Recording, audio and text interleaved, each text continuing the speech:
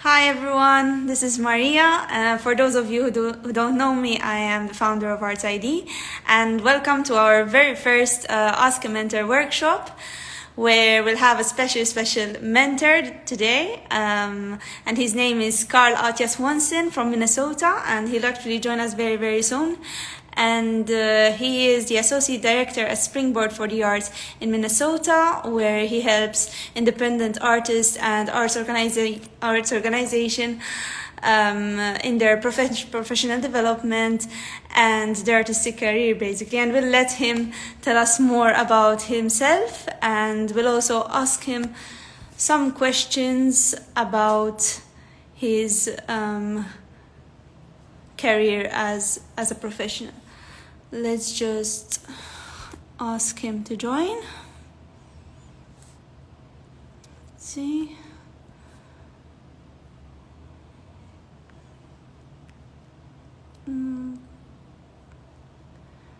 Okay, there he is.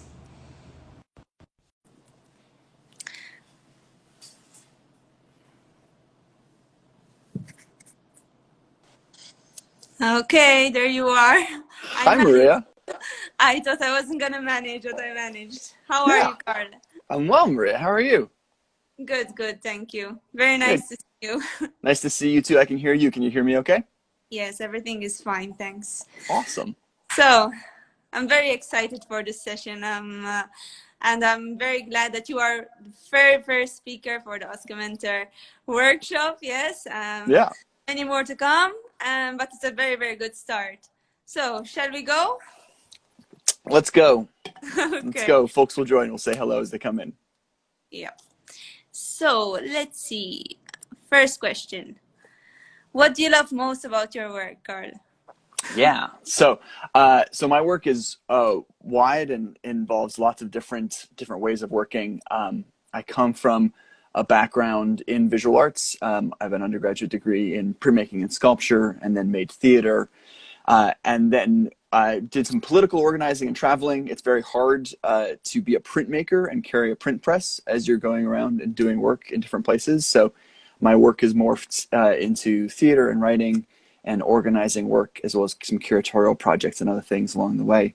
And I love being able to be connected to whole bunches of different scenes and disciplines and work together and find ways that people can help each other, that people can build things together. That's what makes me most excited, is to create new things together and to share ideas and resources and inspiration. Great. And can you tell us more, like, about your artistic, your creative MBA slogan? Yeah, yeah. So I was working in the arts, working at a museum, doing some curatorial projects, making theater with some friends, and really trying to figure out what I was going to do with the next part of my life. I've been doing that for about 5, 6 years, coming out of undergraduate work, and realizing that I was interested in a lot of different disciplines and a lot of different things, and not wanting to do an MFA or like a specific next level program in a specific discipline. I thought that would be too focused. I wanted something that would be really broad and applicable.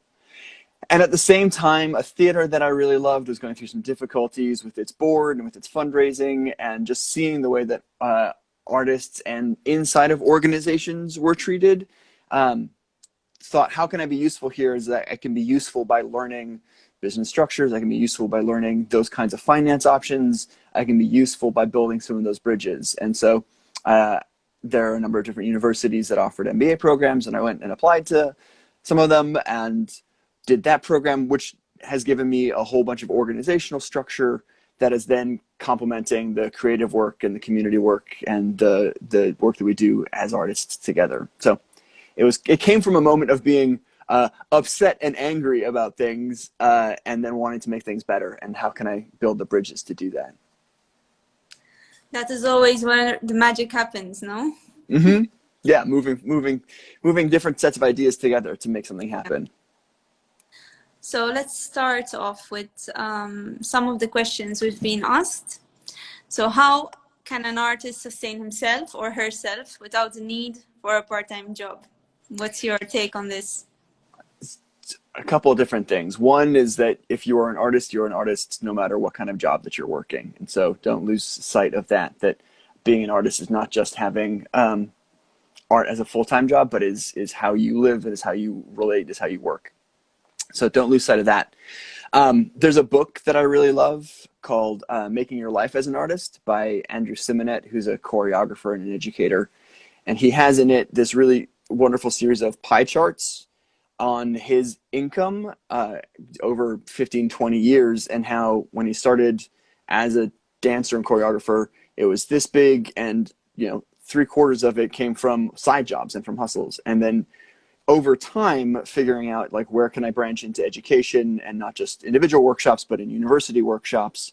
Where can I become more standardized? What else can I offer that comes from my creative practice, to really eliminate the need for other side jobs and for other work.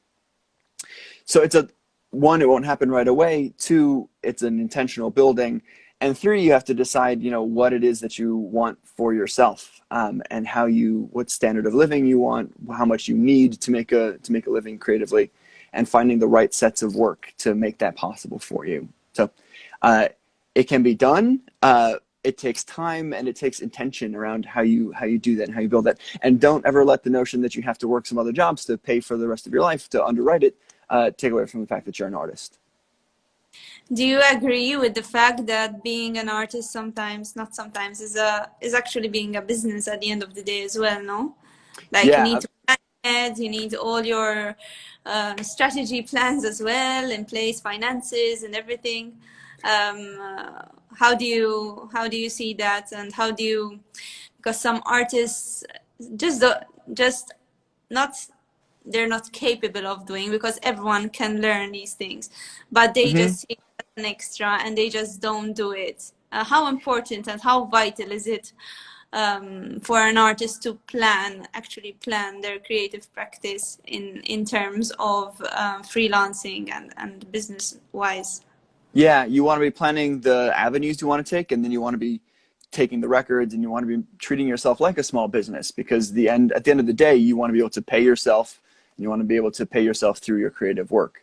Um, there will be a time, hopefully, where you'll get big enough where you can pay other people to worry about those things for you. So you can pay a lawyer, you can pay an accountant, you can pay other folks to do things. But knowing the ins and outs of how you make the money, and how you stay stay in the black, how you pay taxes that you need to do, how you deal with those kinds of things. Those are really important basic skills. And the thing is that those are knowable skills. Those are not creative skills. Those are really practical, tangible skills. Where I work, Springboard for the Arts, we have a work of art business skills for artists workbook that's really about some of those like very nuts and bolts things. And of course, that's different, by country, state by state in the U.S. But those are knowable things. You can know how to pay your taxes. You can know how to do a marketing plan. You can know how to do some promotions and things like that. So don't let the fact that there are knowable things that you don't want to do stop you from doing them. Agreed. Yeah. So next question: how to build confidence? Yeah. That's a really good question. And especially if you're younger and starting out, trying things, just doing things, and seeing what works, seeing how things fail, seeing how things don't work in the way that you want them to is really huge. And for an artist, I believe that you have to have a belief in yourself that you are doing something that matters to you, and that you can find an audience that would come around the thing that you want to do. I think that's one of the worst things to do, and I say this from personal experience, to take other people's criticism to heart, especially at too young an age. I stopped writing poems for about almost 10 years because I got some rejections and took some personal criticism too much to heart around the way that I wanted to do that, and just stopped doing it. And I feel like I lost time in a creative pursuit and a creative practice because of that. So believe in the thing that you're doing, believe that you will draw an audience, and then keep on refining it, keep on building it. Agreed. So next question. Yeah. What are the most important things to do when deciding your artistic paths? Like, this Yeah. is not for artists. We have professionals in our community, especially here in Malta. There is a very big gap between the artist and the professional. Um, like, how do you, you know, decide which path to go? Yeah, I mean, I think that's a big question is what does success mean to you? Like, what does success actually look like to you? And is it creative fulfillment? Is it, being part of a society, being part of a group of artists to do something together? Is it being a part of something larger than yourself? How do you find those sets of fulfillments? How do you find those sets of successes? And then work towards those things. There's a metaphor that I often think about when it comes to like what is the path. Um, some people are marathon runners where they know the thing that they want to do and they just like one foot in front of the other and you just keep on doing the thing.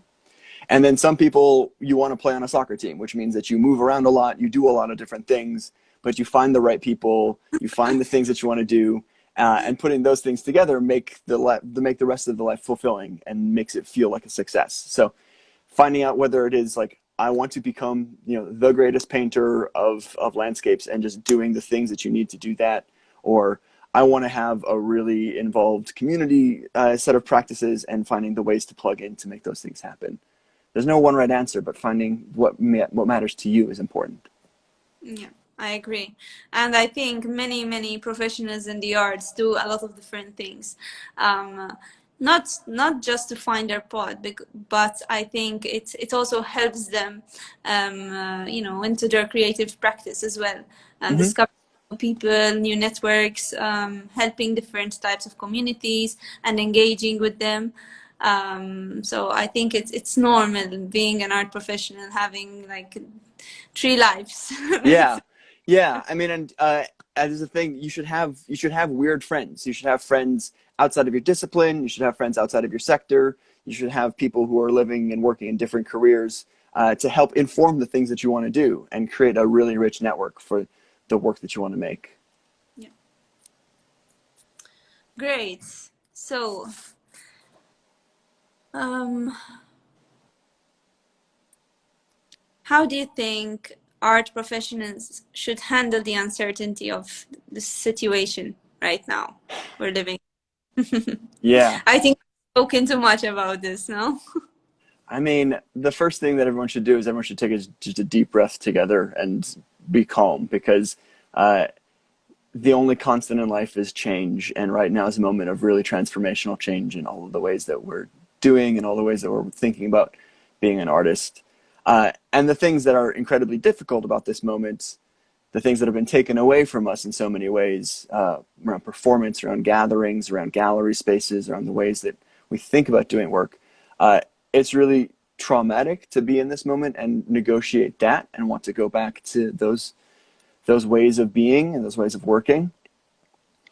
But we also have these opportunities to lean into global connections, to lean into the way that we're collaborating online, to lean into new ways of building things together so that when we're able to do more in-person live things, we'll be able to have a richer, more robust set of systems around it. I also think right now, especially artists are providing the sustenance and the support for people getting through these difficult times. People are turning to movies, people are turning to video, people are turning to music, people are turning to visual arts to give them meaning and to give them a sense of connection. And so let's not lose sight of how important it is right now that we are artists and that we are making work together, because that's something that I want to carry forward into whatever the post-COVID world looks like, whatever the world looks like when we're back into some more recognizable structures around gathering and doing work together. Uh, Artists are incredibly important now, and we're showing that in this moment. Agreed. I'm just going to ask you a question, like just came Yeah. up right now. As a strategist, like as a person who helps artists and or arts organization, Hmm. work along strategy, do you actually think we can create a strategy on how to go forward, like from now, or do you think that we should take a moment and just see where we're at and just take it day by day.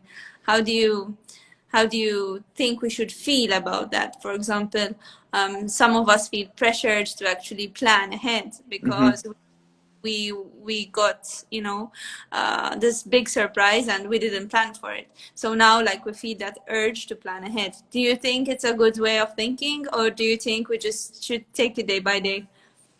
Yeah, I think two things. One, I think that we can't know what it is that the thing is yet. But what we know is we how we're leaning into each other in this moment and how we're relying and building network in this moment.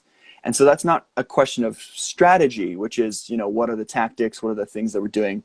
That's a question of culture. And so what is the culture that we're rebuilding and refocusing in this moment? What is the culture around collaboration, around idea sharing, around resource sharing? And how do we build that and really lean into that? And to me, that takes away some of the really sort of angsty pressure around strategy, around like having an answer and a path forward. So that's the first part of it, is let's focus more on the culture that we're building with each other in this moment so that we can focus on that. And then to the strategy part of it, that will A, come out of the culture, and B, as things shift, if we have this culture of collaboration, of openness, of being honest where we're at, and what we need, then we'll find opportunities like, oh, we have this space that we can do in a specific way that it's becomes that it is safe for us to gather. So let's figure out how to do that. As we're building the culture around collaboration, around communication, around connection, the strategy elements will appear, and knowing what we have and being able to take those things forward, those opportunities will show up. It's not, and it's, as an artist, we're really used to the notions of ambiguity and of trying things again. We're in a studio painting, you're reworking, you're sketching, you're drawing. This is a moment where we're collectively in our studio creating a whole bunch of sketches, creating a whole bunch of ideas, putting things down on notepaper, and filling up the walls so that when the next moment comes where we feel like there is a big shift or there is a physical shift, we'll have things to put together to make. So I feel like we're in studio time. We're in cultural studio time right now, putting ideas together for what comes next. Yeah, I agree. And also, I don't know how it is in Minnesota, but here, I think, I don't know, I just feel artists and art community are constantly, changing and trying Mm-hmm. new things and struggling, but making and facing different types of barriers. So Yeah.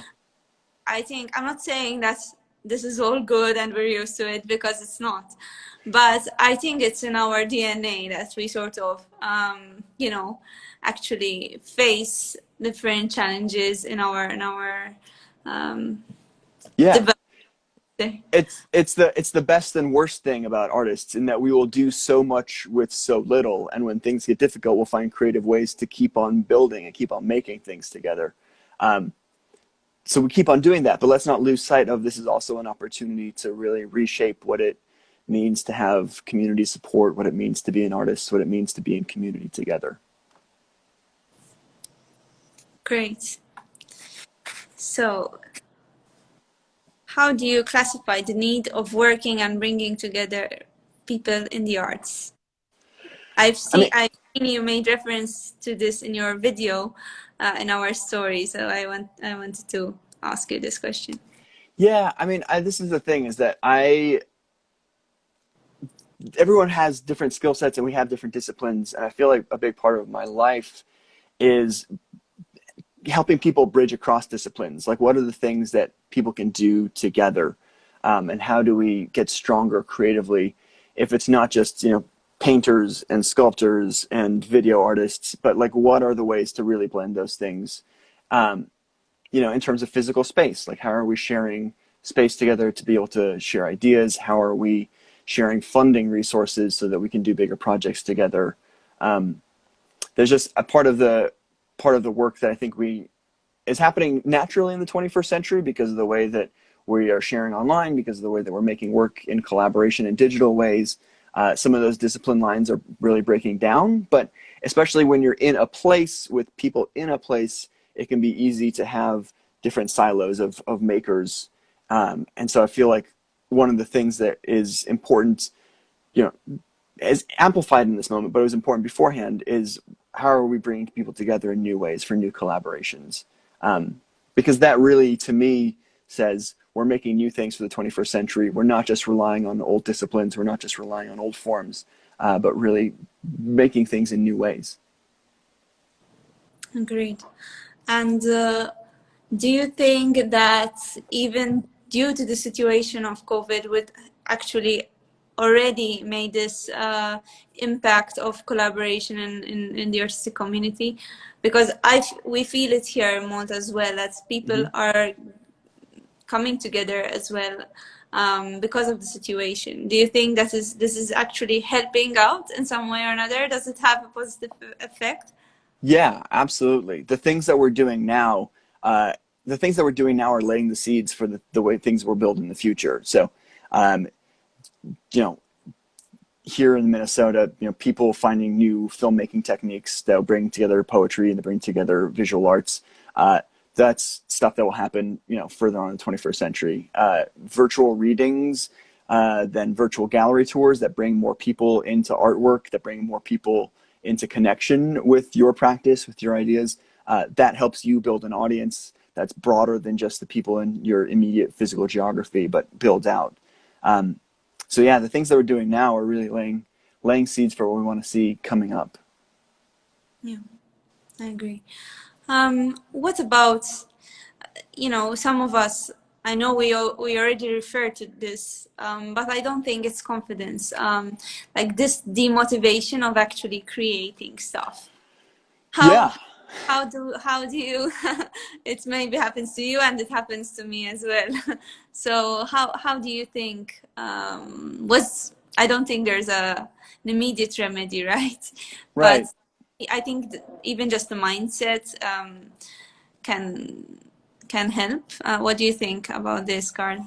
Yeah, there was some research in the U.S. That was done in the first couple months of the pandemic here, and about half of the artist respondents responded that they didn't feel motivated to make work, that it was difficult for them to be creative in this moment of crisis, and that's an absolutely real thing. I think that being gentle with yourself in your practice, finding the ways that work well for you, and then finding, being in community, people that can help you push ideas back and forth, you can share things, that helps motivate you forward. But in this moment of crisis, we're also we need to take a step back. Is this the right thing? Is this the right way for me to work?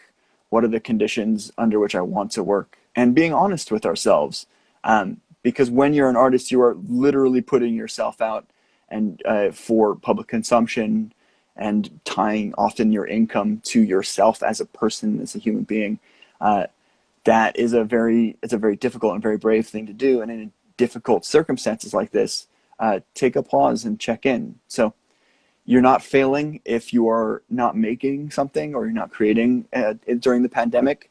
You're not failing as an artist if you're not making things right now in the same way that you were. Everything around you has shifted. But what I believe is that fundamentally your creative capacity is a capacity to adapt and a capacity to re-examine and make new works when it feels right for you.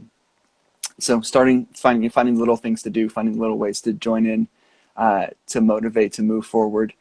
And then you look back and all of a sudden, you have a painting. All of a sudden you have a new series of photography. All of a sudden you have new poems written. It can be useful too, especially in this time when things have changed, to just set yourselves little tasks or little reminders, like just once a day, I'm going to read, once a day, I'm going to take a photo. That helps build a sense of continuity and foundation in the middle of all this other chaos that we're experiencing. Yes, agreed.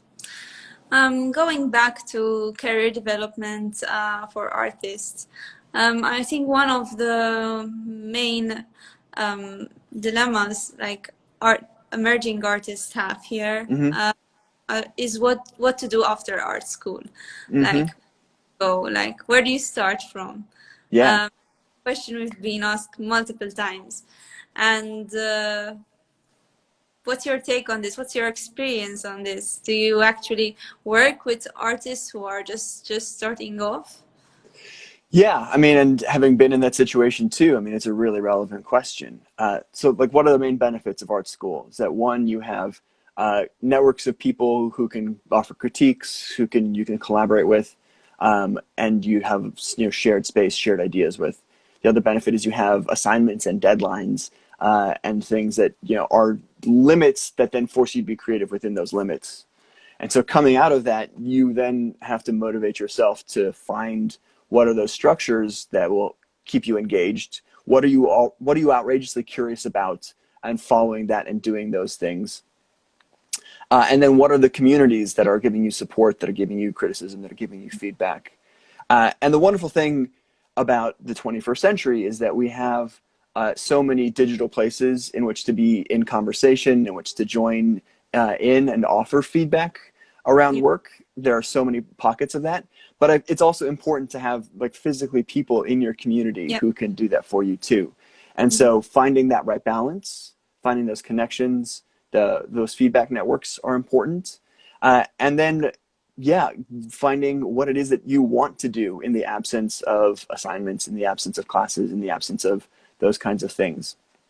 Really pushing yourself to follow the things that you love and be what you're really outrageously interested in. And other people might not be interested in it. You might just have to be do your own thing for a while and just push forward. But break through that, and then other people come in, other people see. You'll have a body of work that you can show that becomes engaging in its own right. Very, very interesting. Last question, Carl. Yeah. We're already at the end, but we'll have some time What? to conclude Yeah. and discuss just me and you. Um, so one last question is, if you had to um, help a new, or let's say, give your strategy advice to a new organization, or let's say a new art business starting off, what would be your like 5 key suggestions that you would give? Mm-hmm. Yeah. I think so. 5 key things.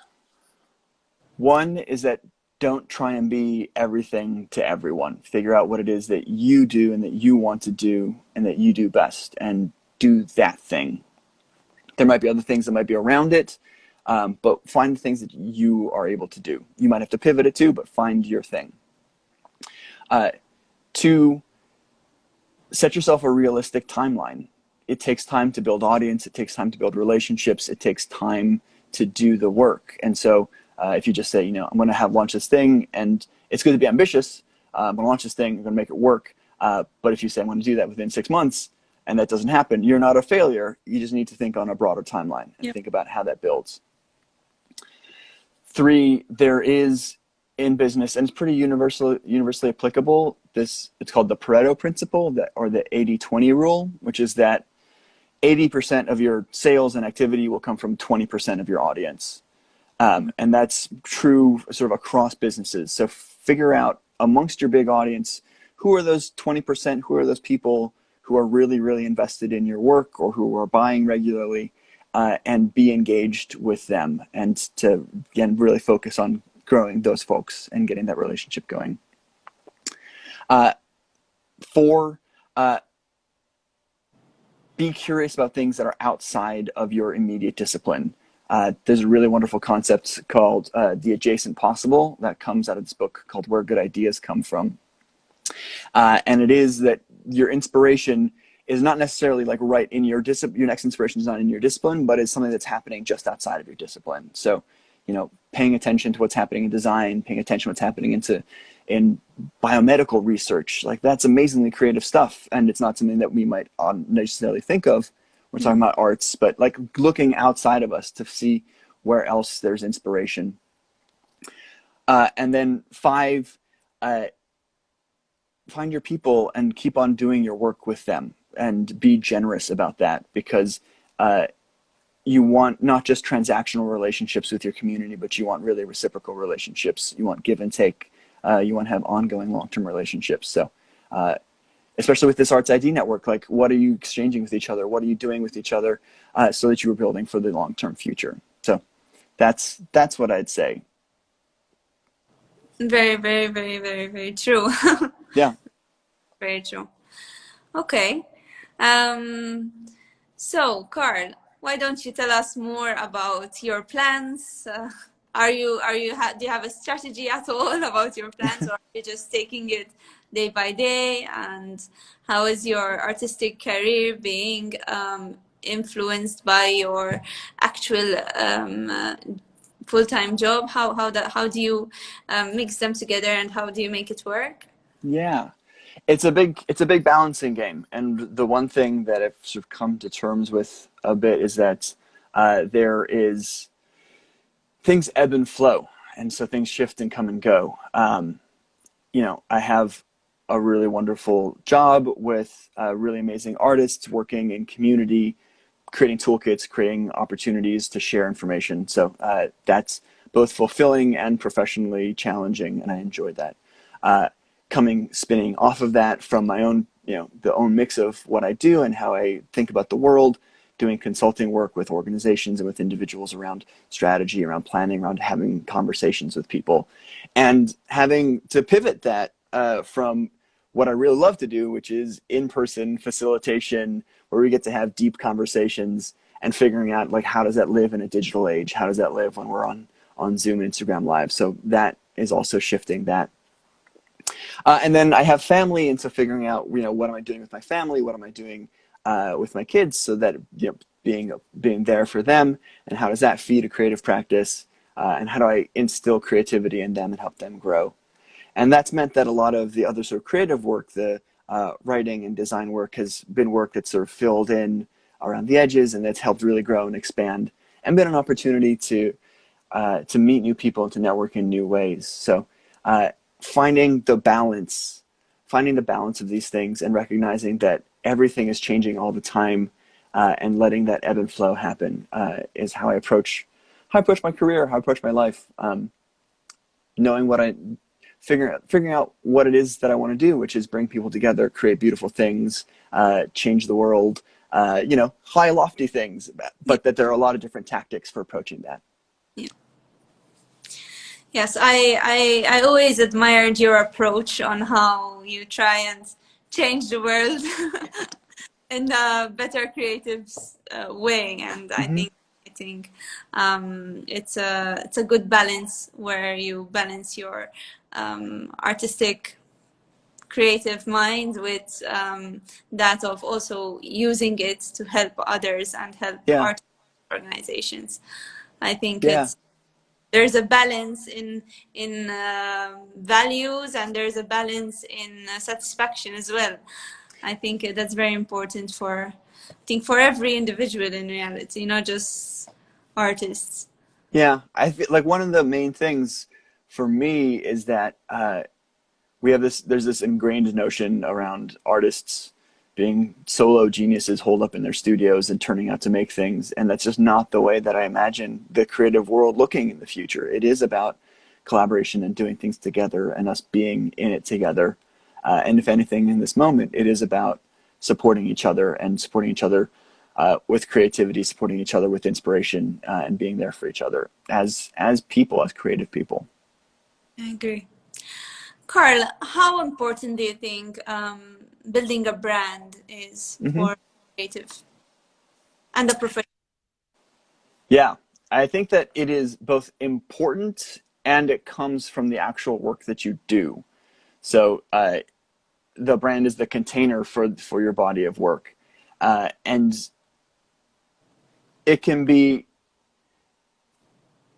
something that just comes directly out of the work that you do, um, or it can be something that if you want to start something new that is completely different, you then focus off like this is the video work that I do versus this is like the fine art photography. Um, but it really is the way that people know you, and figuring out who your audience is for that brand, I think is the key thing in that. So It should be authentic. It should come from your actual work. It should be driven by your actual decisions and your actual output, and it should be directed towards an audience who you want for those things. So it is a little bit of really practical, tactical looking at, who do I want to see, who do I want to see buying my work, who do I want to see engaging with my work, and moving towards those groups of people or moving towards those audiences.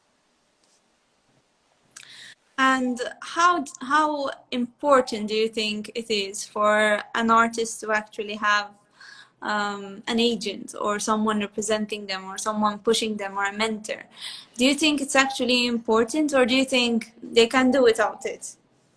I mean, those are different things. So having mentors, having network like that, I think is really important. Having those support systems to, create opportunities for you to be engaged in conversation.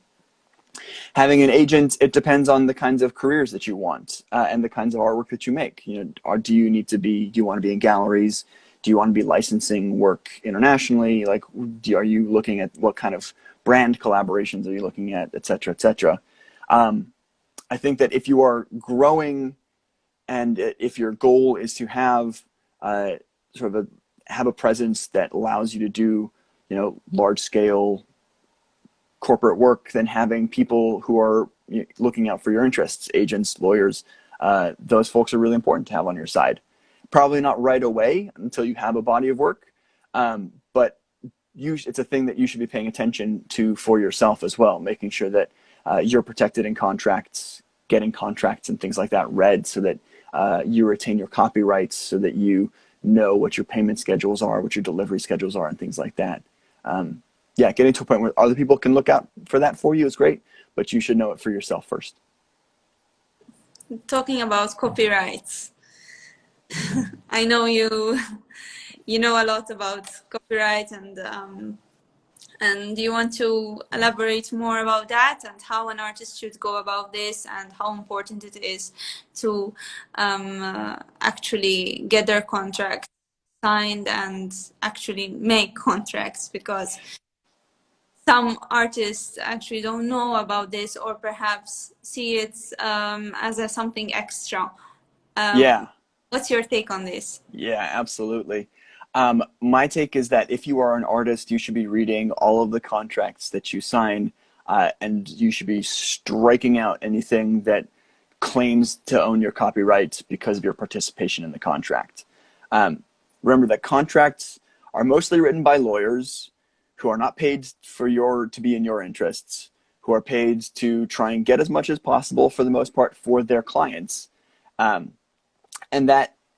there's just been a proliferation of essentially zombie rights grab clauses by signing this contract. For example, you give us all the rights for all the photographs that you take of this artist, et cetera, et cetera. You don't have to sign that contract. A contract isn't set in stone. A contract is a negotiation. So you can say, you strike it out and say, no, I grant you limited license to use this image for this specific purpose, or I limited license, non-commercial with attribution for this specific set of music. There are a whole variety of ways that you can protect yourself and your ownership of your rights so that they don't get taken up by corporate entities, by sometimes not even by people who are looking to take your copyright, but people who have just copied a contract and are just using that because they think it's a standard contract without actually reading it, without actually thinking it. So you could be, you and your friends can have a contract where your friends just grabbed a thing online and, here, this is the thing, well, it's fine. But if you read it, strike out, you claim the copyright, strike out those things, be clear about limited licenses, be clear about exactly what it is you're letting people use and for how long and under what terms. Great. We'll maybe have another session discussing this in detail later on. So, yeah. I mean, I'm not an attorney. I just play one on TV and Instagram Live. Okay. Okay. So another thing I'd like to discuss with you is actually something we're trying to do through our ID as well, is creating this we are talking about brand. Hmm. However, I think brand is also about connecting, right? Hmm. Connecting the audience with who you are. And I feel that there are some artists who are actually um, not timid, but they prefer to just showcase their work rather than actually connect themselves as a person Hmm. to their work. Which is okay, it's fine. If they want their work to be the you know, Yeah. the the statements, so be it. But do you think that it's important for an audience to actually connect the work with a that human interaction? Do you think there should be that, you know, and that connection made? Yeah, I think that our assumption of what people, our assumption around it in the 21st century is that we will have access to people and have access to, especially to creative people. And there's something that is, I think, important about knowing what your limit of comfortability is with sharing yourself and with making yourself the brand. Um, and there's no one right answer, but knowing where you're willing to go and knowing what you're willing to do is important. Limit setting is important brand limits for you. So, this is just the work, and the work speaks for itself.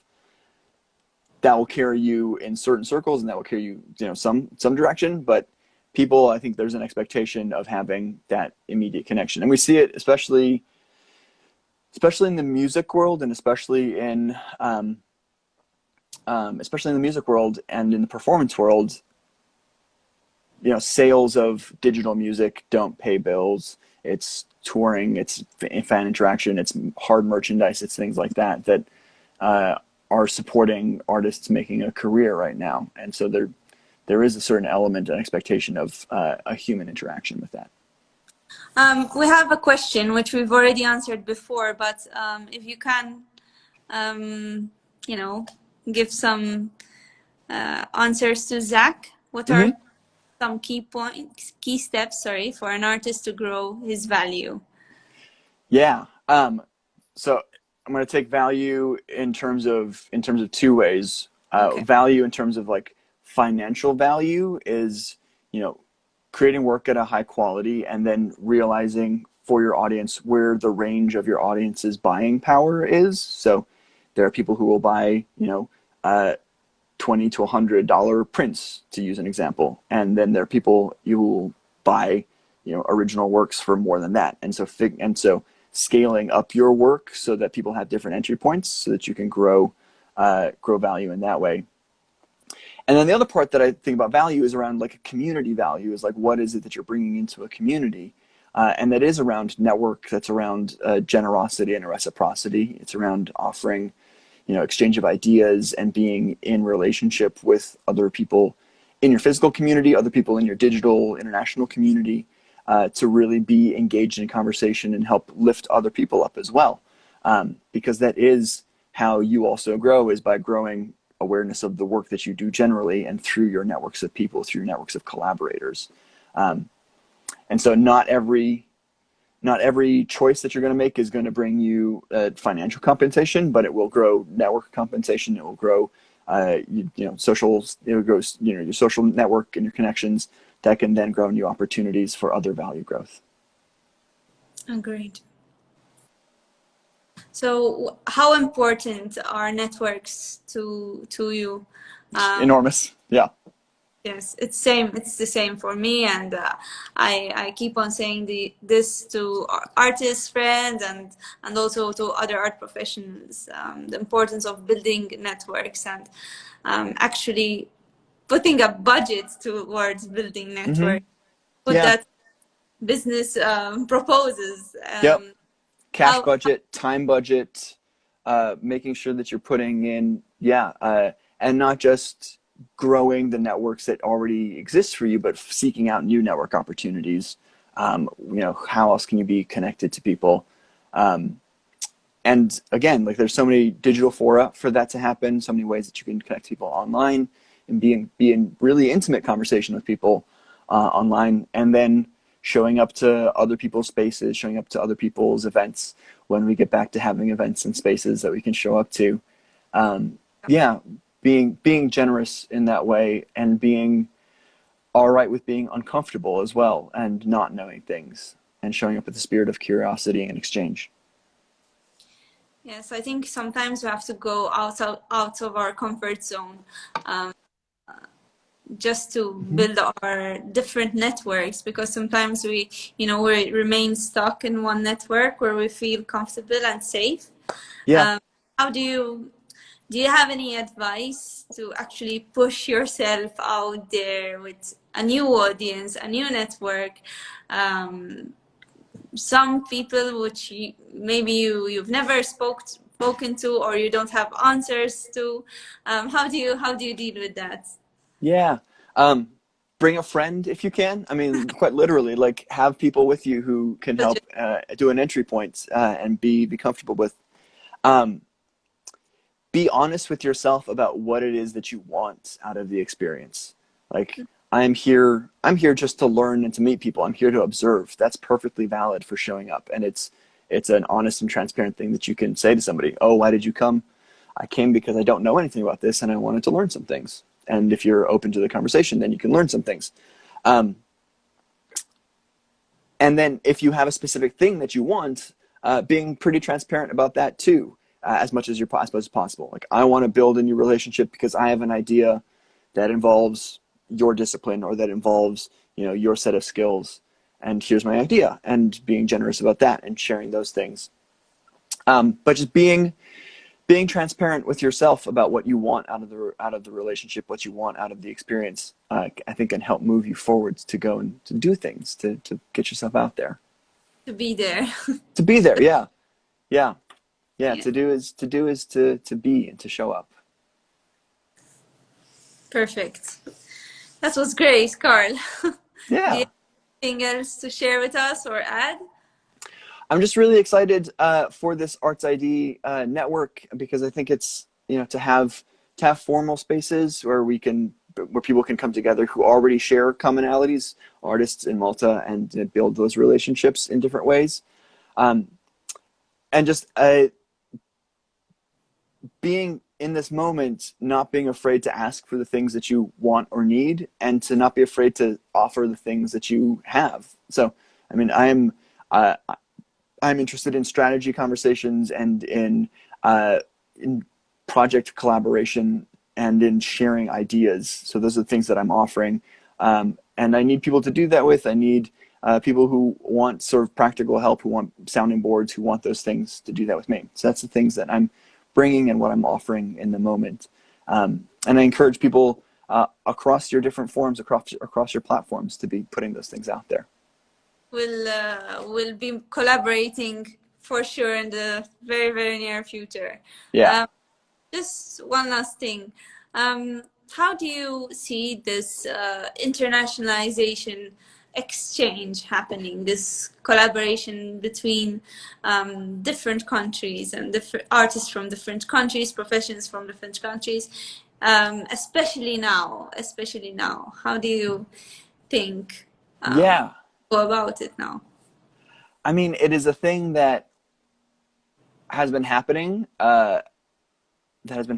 For ages and ages, and also has become more acutely important right now as we're in this moment, finding the ways that we can share ideas and that we can share resources.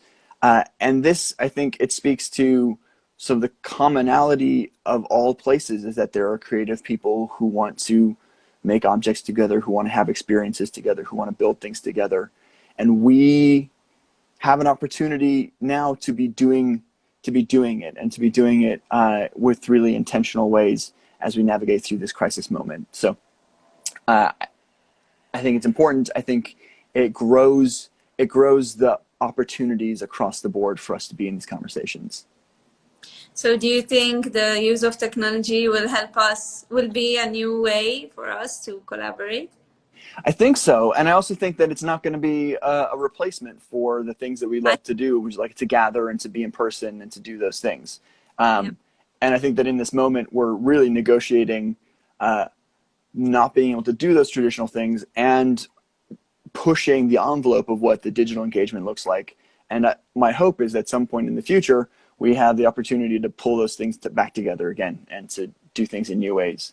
One of the things that, just from our work and workshops and readings and things like that, is that having them online has opened up brand new audiences and has made it much more accessible to people in different places, which is a totally different thing than the intimacy of having people in a room together. And so what is it that we can do in the future that really melds those things and really does it in new ways? Those are the exciting questions to me. The challenging and hard questions, but those are the exciting questions. I totally agree. I totally agree. And it's like a discovery phase for everyone. That's how I feel it, no? Like when you are in the discovery phase of a new project, we are all there right now. That's how I feel right now. It's one global studio time right now. Yes, it is. It definitely is.